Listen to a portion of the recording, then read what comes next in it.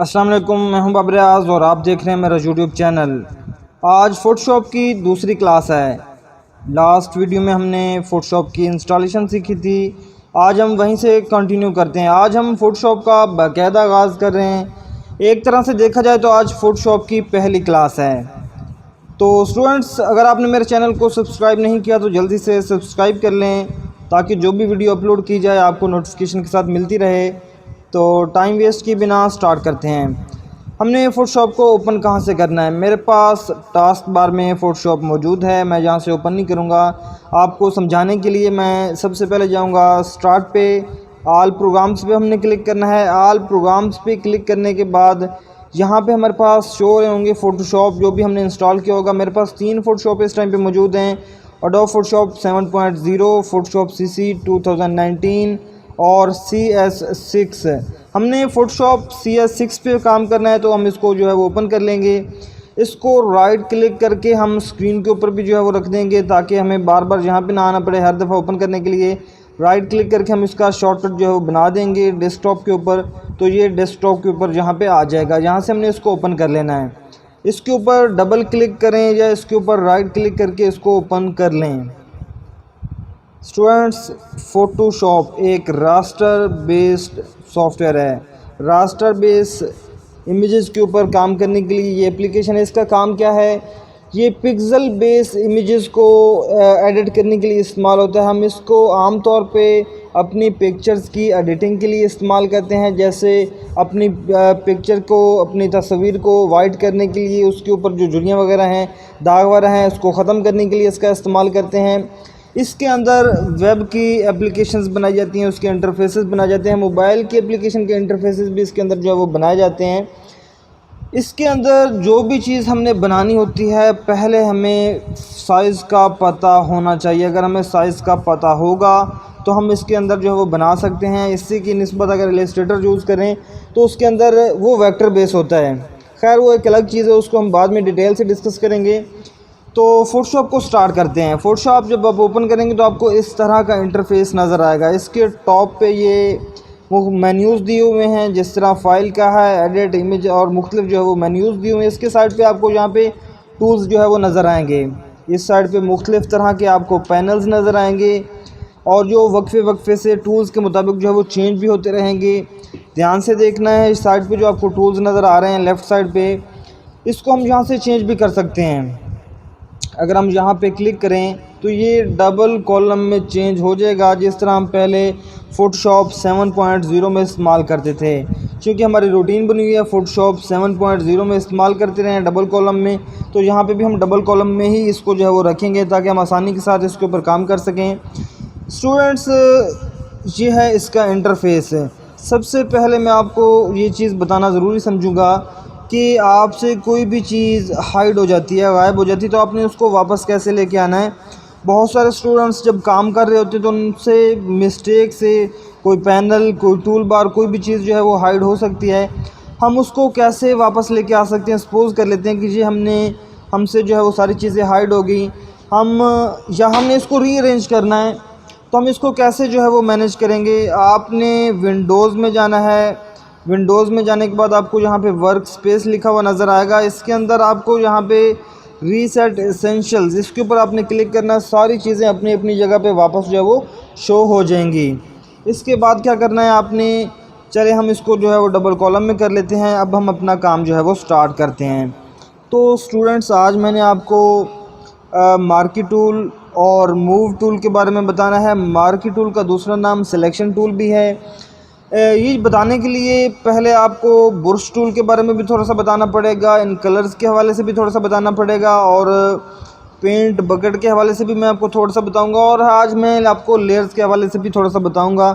ये सारी चीज़ें अगर हमें पता होंगी तो हम सिलेक्शन टूल, मार्की टूल के ऊपर जो है वो काम कर सकेंगे, उसके बारे में मैं आपको बता सकूँगा। तो स्टार्ट करते हैं। स्टूडेंट्स, सबसे पहले हमने एक नई फ़ाइल कहाँ से लेनी है। नई फ़ाइल लेने के लिए जिसके ऊपर हमने काम करना है, फ़ाइल के ऊपर क्लिक करेंगे, उसके बाद न्यू के ऊपर क्लिक करेंगे। याद रहे साथ ही शॉर्ट की जो है वो लिखी होती है। मैं आपको हर एक चीज़ की शॉर्ट की जो है वो बताता जाऊँगा, आपने नोट कर लेना है। यहाँ पे हम इसके ऊपर क्लिक कर देंगे, या इसकी शॉर्ट की है Ctrl+N। Ctrl+N प्रेस करके भी हम न्यू फाइल जो है वो बना सकते हैं। फ़िलहाल यहाँ पे क्लिक कर देंगे।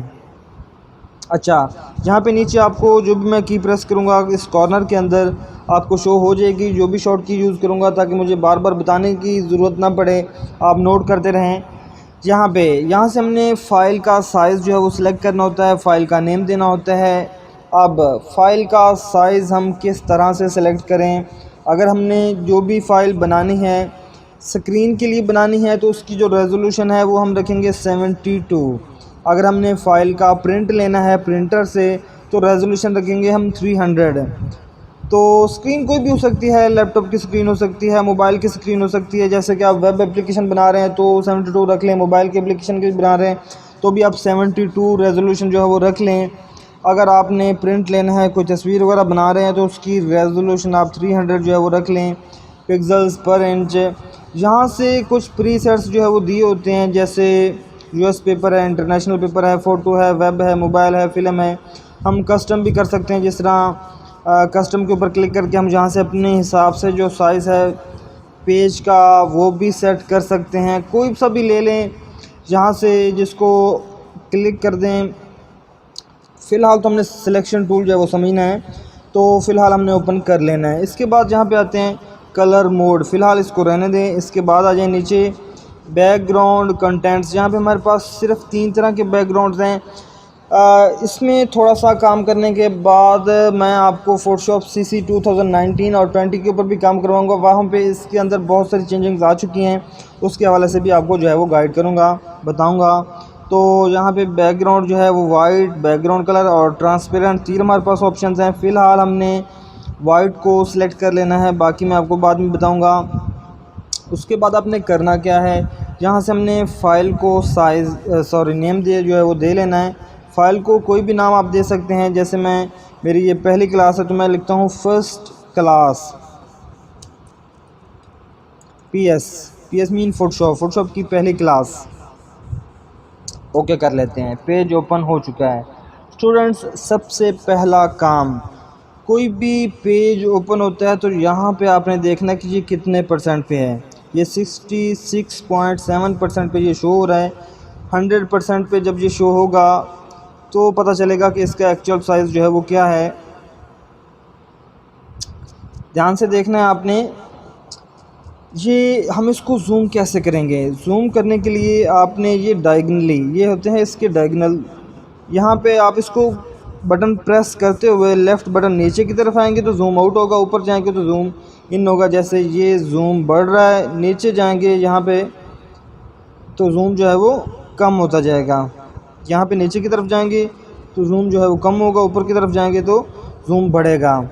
इसके बाद ध्यान से देखना है आपने, यहाँ पे ज़ूम की ये सब सेलेक्ट करने के लिए ये ज़ूम के ऑप्शन है। चलें, बड़े ध्यान से देखना है। यहाँ पे कलर्स हैं, ये हमारी शीट है, यहाँ पे लेयर्स शो हो रही हैं, लेयर्स के ऊपर भी हमने काम करना है। ध्यान से देखना है आपने। हाँ जी, लेयर्स के ऊपर हमने काम करना है। लेयर्स के ऊपर काम करने से पहले मैं आपको एक शॉर्ट की बताना चाहूँगा। कंट्रोल और प्लस का बटन दबा के हम जो है वो ज़ूम कर सकते हैं। कंट्रोल माइनस से हम जो है ज़ूम को ज़ूम आउट कर सकते हैं। यहाँ पे अगर आप कंट्रोल का बटन प्रेस करके रखेंगे और साथ में प्लस का बटन दबाएंगे तो ज़ूम जो है वो आप इन कर सकेंगे, और ज़ूम आउट करने के लिए आप जो है कंट्रोल और माइनस का बटन दबाएंगे। ये इसकी शॉर्ट की है। चलें, अब लेयर्स पे आते हैं। तो ये है लेयर्स का पैनल। लेयर्स के पैनल में इस टाइम पे हम बैकग्राउंड लेयर पे मौजूद हैं। बैकग्राउंड लेयर का मतलब क्या है और नई लेयर कैसे बनाते हैं, क्यों बनाते हैं, पहले हमें थोड़ा सा आइडिया होगा तो हम फिर इस टूल की तरफ बढ़ेंगे, सिलेक्शन टूल की तरफ और मार्की टूल की तरफ। मैं उसके बारे में आपको बताऊंगा। तो ये समझाने के लिए सबसे पहले कलर्स का भी हमें इस्तेमाल करना पड़ेगा। पहले मैं इसके ऊपर क्लिक करता हूँ। ये इसके हैं डिफ़ॉल्ट कलर्स, ब्लैक और वाइट। इस टाइम पे आपको यहाँ पे 2 कलर नज़र आ रहे हैं। जिस तरह ये जो ब्लैक है ये है फॉरग्राउंड। आप इसके ऊपर थोड़ी देर रुकेंगे तो आपको वो शो करवा देगा फॉरग्राउंड कलर, नीचे है बैकग्राउंड कलर। अच्छा, हम इनको स्विच भी कर सकते हैं इस एरो से। चेंज हो जाएंगे। इसकी शॉर्ट की एक्स है, आप एक्स प्रेस करते हुए भी इनको स्विच कर सकते हैं। चलें, हम ब्लैक की जगह पे कोई और कलर लेके आना चाह रहे हैं। यहाँ से हम कर देते हैं फ़िलहाल रेड। ये है रेड, हमारा फोरग्राउंड कलर है। बैकग्राउंड कलर में वाइट की जगह पे मैं ब्लू लेके आना चाह रहा हूँ। ओके कर दिया मैंने। अब दोबारा से सिलेक्ट करते हैं। ब्लू सेलेक्ट करने के बाद जहाँ से हमने इसको ओके कर देना है। अब बैकग्राउंड में ब्लू है और फोरग्राउंड कलर के अंदर जो है इस टाइम पे रेड आ रहा है। ध्यान से देखना है आपने। मैं इस एरिया के ऊपर कलर फिल करना चाह रहा हूँ और हम इस टाइम पे बैकग्राउंड लेयर पे हैं। बड़े ध्यान से देखना है अपने। मैंने कोई एरिया सेलेक्ट नहीं किया। यहाँ पे मैं कंट्रोल और साथ में बैक स्पेस का बटन जो है वो प्रेस करता हूँ। जैसे ही मैंने कंट्रोल और बैक स्पेस का बटन प्रेस किया, उसने बैकग्राउंड कलर इसके ऊपर फिल कर दिया। अगर हम फोरग्राउंड कलर फिल करना चाह रहे हैं तो हम आल्ट और बैक स्पेस का जो है वो बटन दबाएंगे। इसका मतलब ये है कि कहीं पे कोई भी कलर फिल करना हो, अगर हमने कोई सिलेक्शन बनाई है, यहाँ पे हमने चूँकि सिलेक्शन नहीं बनाई, इस वजह से उसने सारे एरिया के ऊपर वो कलर पेंट कर दिया। बड़े ध्यान से देखना है आपने। दोबारा बताने लगा हूँ, कंट्रोल और बैक स्पेस से बैकग्राउंड कलर फिल होगा और आल्ट बैक स्पेस से फोरग्राउंड कलर फिल होगा। हम यहाँ से कंट्रोल जी करते हैं। अच्छा, कंट्रोल जी क्या है? हम अंडू करते हैं। अंडू का मतलब ये है कि हम लास्ट ऑपरेशन वापस लेना चाह रहे हैं। मैं कंट्रोल जी करता हूँ। अच्छा, हमारे पास सिर्फ एक अंडू होता है फोटोशॉप के अंदर।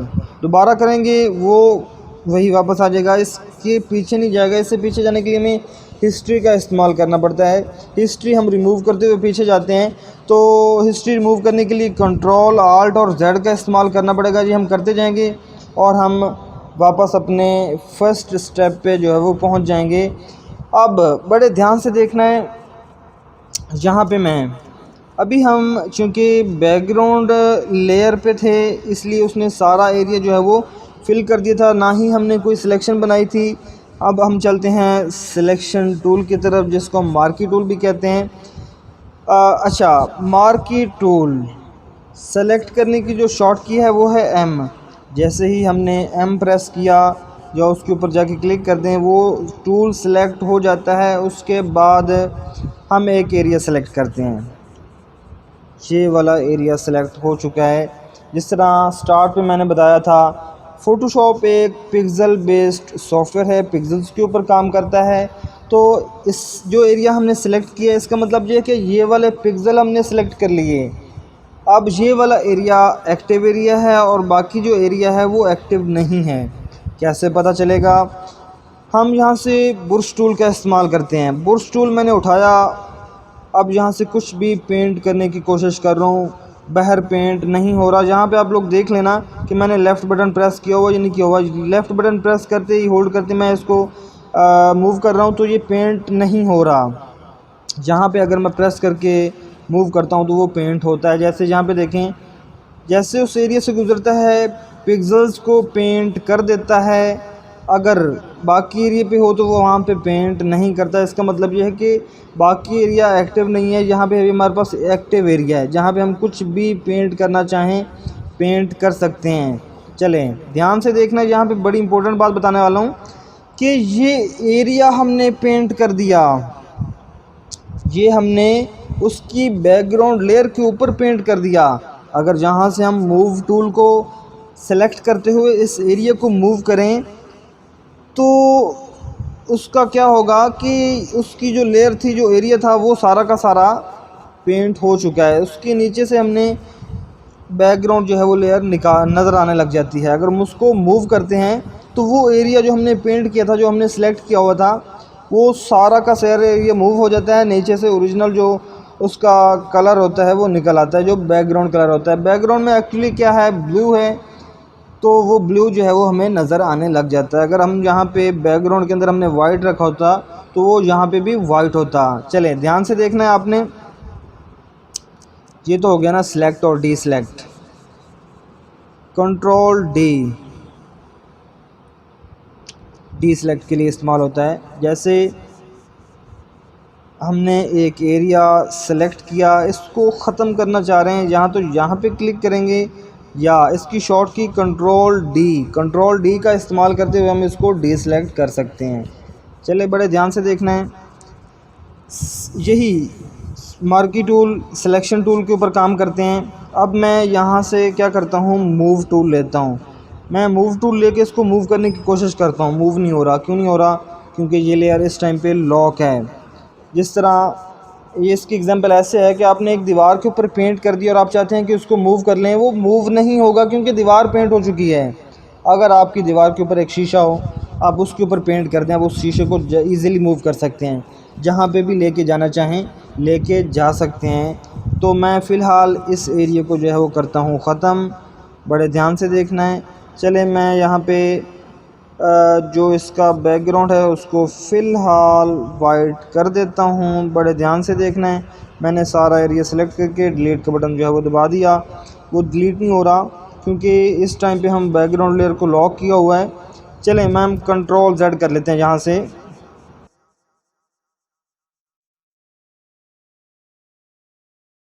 ध्यान से देखना है। यहाँ पे हम इस टाइम पे बिल्कुल स्टार्ट में हैं। हमारे पास जो लेयर है वो वाइट है। बड़े ध्यान से देखना है आपने। यहाँ से मैं एक न्यू लेयर लेता हूँ। न्यू लेयर लेने के बाद यहाँ से ब्रश टूल उठाते हुए यहाँ पे कुछ भी पेंट कर देता हूँ, एक लाइन लगा देता हूँ। मैंने एक लाइन लगाई। अब ये लाइन बैकग्राउंड लेयर पे नहीं है, ये एक लेयर नई लेयर पे है, तो हम इसको इजीली मूव कर सकते हैं। मूव टूल से हम इसको कहीं पे भी जो है वो लेके जाना चाहें लेके जा सकते हैं। ध्यान से देखना है आपने। यहाँ से अगर ब्रश टूल को यूज़ करते हुए यहाँ से हम कोई भी और कलर लेते हैं। अब मैं एक और लेयर लेता हूँ, उसके ऊपर एक लाइन जो है वो लगा देता हूँ। ध्यान से देखना है। अब शॉर्ट की है मूव टूल को सिलेक्ट करने के लिए V। हम इसको अगर यूज़ करते हैं तो कौन सा कलर जो है वो मूव हो रहा है? ब्लू। हम यहाँ से रेड को मूव करने की कोशिश करें तो रेड मूव नहीं होगा, ब्लू मूव होगा, क्योंकि यहाँ से हम लेयर 2 पे मौजूद हैं और लेयर 2 पे हमने ब्लू कलर पेंट किया हुआ है। चलें लेयर 1 पे आते हैं और इसको मूव करने की कोशिश करते हैं रेड को, तो रेड इजीली मूव होगा। अब ब्लू मूव नहीं होगा, क्यों? हम लेयर 1 पे हैं और लेयर 1 पे हमने रेड कलर का पेंट किया हुआ है। उम्मीद है आपको समझ आ गई होगी। चलें इसके बारे में थोड़ा सा आपको जो है वो और बताता हूँ। यहाँ से हम एक और जो है वो लेयर लेते हैं। इस लेयर के ऊपर ये मैं इसको जो है एक दफ़ा टॉप पे रख देता हूँ। यहाँ से हमने ब्रश टूल दोबारा उठाना है। दोबारा उठाने के बाद यहाँ से हम कोई और कलर जो है वो ले लेते हैं।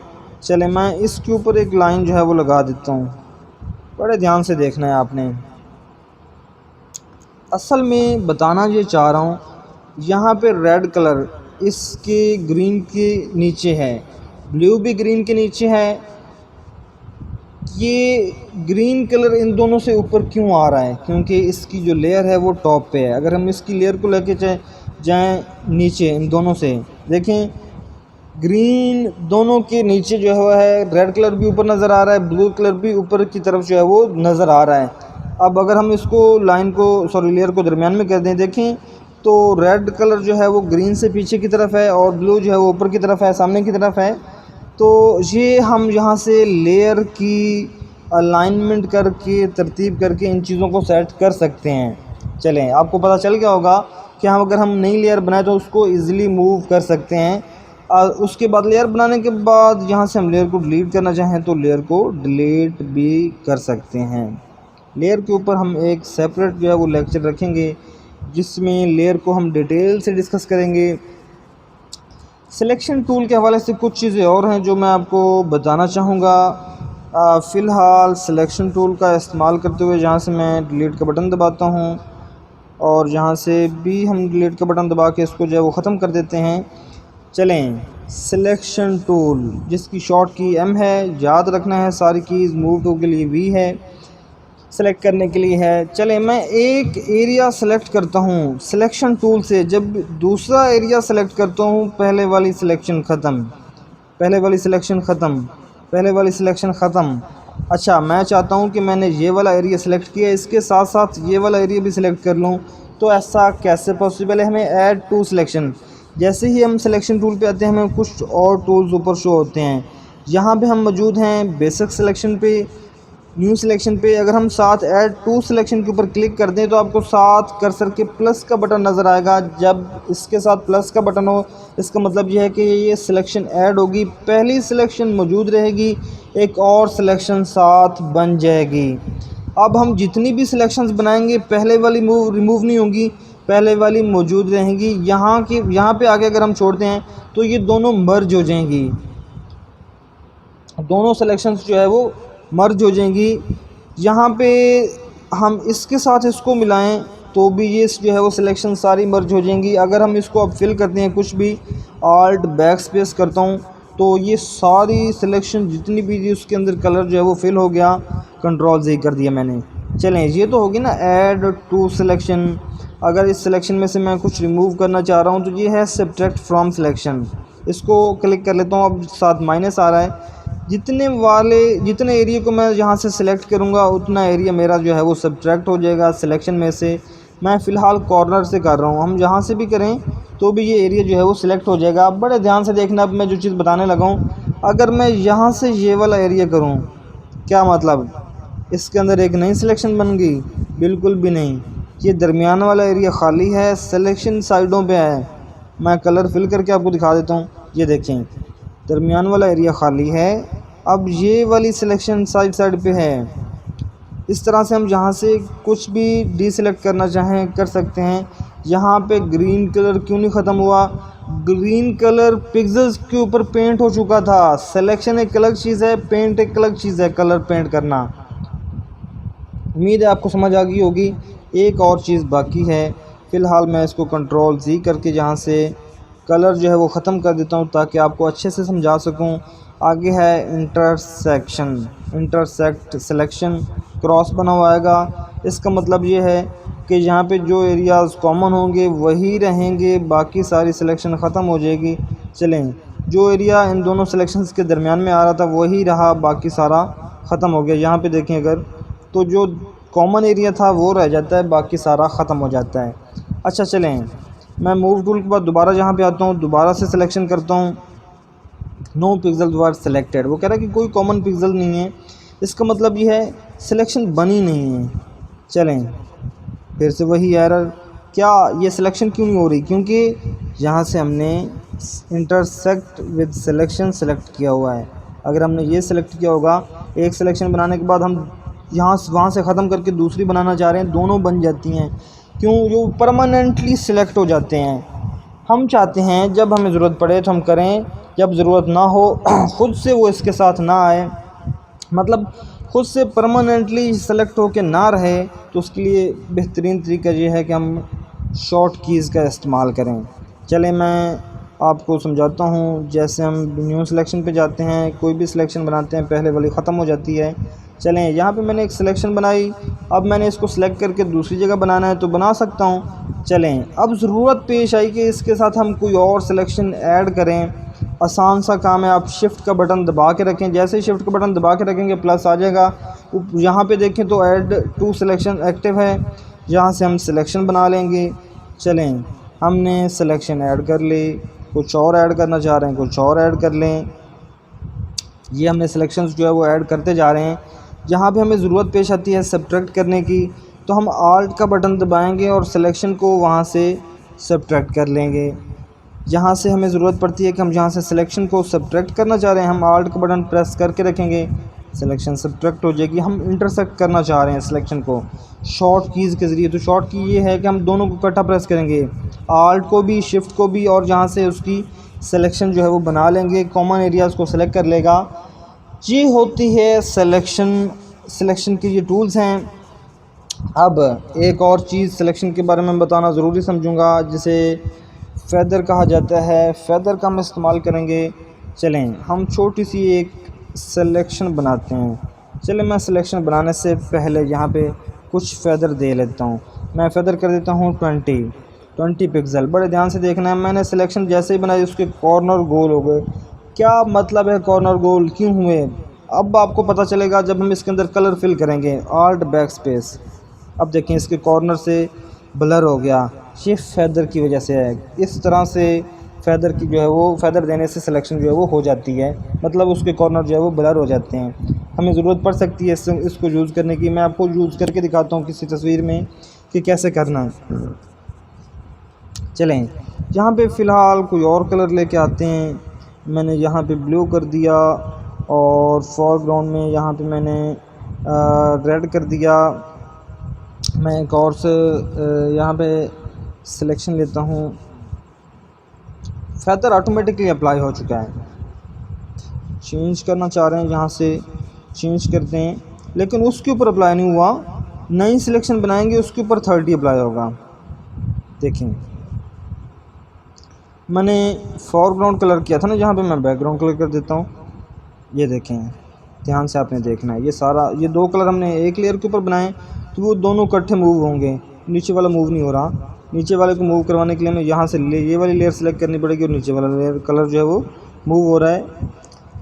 चलें, ये तो फेदर था ना जो हमने यहाँ पे परमानेंटली सेट कर दिया। जिस तरह यहाँ पे हमने add to selection permanent set कर दी थी, मैं फेदर यहाँ पे नहीं सेट करना चाह रहा, तो हम बाद में कैसे फेदर दे सकते हैं, ध्यान से देखना है। फ़िलहाल यहाँ से मैं ये लेयर ख़त्म कर रहा हूँ। इस लेयर को यहाँ से उठाना है, डिलीट पे डाल देना है, या इसको सिलेक्ट करके डिलीट का बटन दबा दें तो भी जो है हो जाएगा। अच्छा, ये जो लेयर है ना, ये इस टाइम पे लॉक्ड है। इसका लॉक कैसे ख़त्म करना है बता ही दूँ। इसके ऊपर डबल क्लिक करें और इसको ओके कर दें, लॉक इसका ख़त्म हो जाएगा।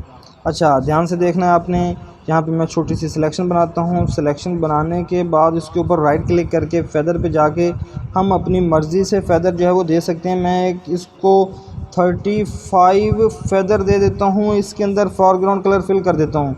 एक और सिलेक्शन बनाता हूँ। सिलेक्शन बनाने के बाद इसको फेदर दे लेता हूँ। अब फेदर चेंज कर रहा हूँ। पहले हमने जो ऊपर फेदर दिया हुआ था वो ऑटोमेटिकली वही आ रहा था। अब मैं यहाँ पे 25 कर रहा हूँ, मेरी अपनी मर्ज़ी। और कलर जो है मैं इसके अंदर बैकग्राउंड कलर फिल कर रहा हूँ। अब यहाँ पे हमने कुछ और फेदर दिया, यहाँ पे हमने कुछ और फेदर दिया। अगर हमने यहाँ पे सेट किया होता तो ऑटोमेटिकली वही अप्लाई होता, नया फेदर ना आता। ये था फेदर जिसको हमने इसके ऊपर अप्लाई किया। स्टूडेंट्स, अब इसके बाद लास्ट जो मैं आपको बताने लगा हूँ वो इसकी ध्यान से देखना है आपने। यहाँ पे हमने सिलेक्शन का टूल ले लेना है। सिलेक्शन का टूल लेने के बाद जब हम यहाँ से सिलेक्शन बनाते हैं रिफाइन एज, चलें इसको भी हम नेक्स्ट लेक्चर के अंदर डिस्कस करेंगे। Fixed ratio, normal, fixed size, जहाँ पे बड़े ध्यान से देखना है आपने। इन चीज़ों को थोड़ा सा डिस्कस कर लेते हैं। पहले था नॉर्मल पे, अगर हम फिक्स्ड रेशो के ऊपर क्लिक कर दें, चलें ध्यान से देखना है, 1/1। इसका मतलब ये है बराबर बनेगा बॉक्स, हाइट विड्थ बराबर होगी, चाहे हम इसको इधर लेके जाएं नीचे लेके जाएं, दोनों साइडें इसकी बराबर होंगी। ये होती है फिक्स्ड रेशो।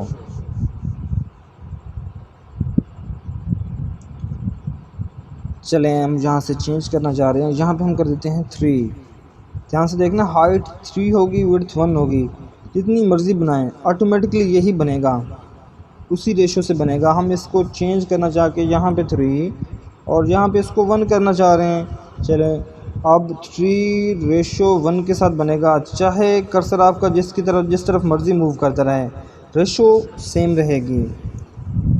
ये है फिक्स्ड रेशो, याद रखना है। 1/1 था, चारों साइडें बराबर थीं। चलो मैं फ़िक्स्ड रेशो नहीं करता, फ़िक्स्ड साइज़ कर देता हूँ। 64 पिक्सल 64 पिक्सल। अब हमने सिर्फ क्लिक करना है, सिलेक्शन खुद से होगी। हम सिलेक्शन का साइज़ बड़ा छोटा नहीं कर सकते। क्यों छोटा बड़ा नहीं कर सकते? क्योंकि यहाँ पे हमने साइज़ दे दिया है, इतनी विड्थ इतनी हाइट है। हम सिलेक्शन को ना बढ़ा सकते हैं ना कम कर सकते हैं, ये है। लिहाजा हम यहाँ से इसको नॉर्मल पे ही रखेंगे, जो सबसे बेहतरीन है। अगर आपका इसके बारे में कोई भी क्वेश्चन हो तो आप कमेंट्स में पूछ सकते हैं। चलें, बड़े ध्यान से देखना है। एक और चीज़ आपको बता दूं,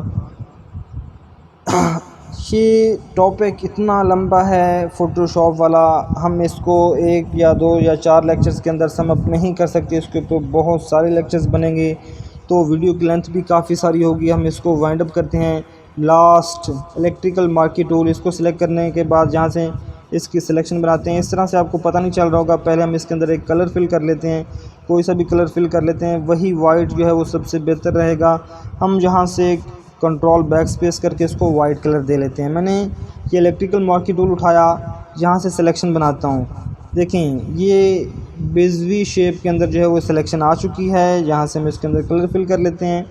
चलें बड़े ध्यान से देखना है, मैं सर्कल बनाना चाह रहा हूँ तो दोनों साइडें बराबर होनी चाहिए। तो या तो हम यहाँ पे इसके साथ जो साइज़ आ रहा है वहाँ पे देखें और इसको बराबर करने की कोशिश करें तो अच्छा खासा टाइम जो है वो लग जाएगा। इसका बेहतरीन हल ये है, जैसे ही हम ये सिलेक्शन बनाने लगें साथ शिफ्ट का बटन दबा दें। जैसे ही हम साथ शिफ्ट का बटन दबाएंगे ऑटोमेटिकली जिस तरफ मर्ज़ी जाते रहें सिलेक्शन बराबर रहेगी, सर्कल बनेगा। देख लें हाइट विड्थ बराबर आ रही है, जहाँ पे मर्ज़ी जाएं। इस तरह से भी हम सिलेक्शन बना सकते हैं और उसके बाद इसको फेदर भी दे सकते हैं। जिस तरह हम पहले सिलेक्शन को फेदर दे रहे थे वैसे इसको भी फेदर दे सकते हैं और इसके अंदर भी हम कलर जो है वो फिल कर सकते हैं वैसे ही। उम्मीद है आज का लेक्चर आपको अच्छा लगा होगा। इंशाल्लाह नेक्स्ट लेक्चर में भी हम कुछ सिलेक्शन को ही डिस्कस करेंगे और आहिस्ता आहिस्ता आगे बढ़ेंगे। ये बेसिक लेक्चर्स हैं, आपको परेशान होने की ज़रूरत नहीं है। हो सकता है पहले आपको आइडिया हो। इंशाल्लाह आप लोगों को बहुत मज़ा आने वाला है इसको वीडियो सीरीज़ में, क्योंकि बहुत मज़े की चीज़ें हम सीखने वाले हैं। अगर आपका कोई भी क्वेश्चन हो आप कमेंट्स में पूछें। अगर आपको वीडियो अच्छी लगती है तो दोस्तों के साथ शेयर करें ताकि ज़्यादा से ज़्यादा लोग इसको सीख सकें। नेक्स्ट वीडियो तक मुझे इजाज़त दें। अल्लाह हाफ़िज़।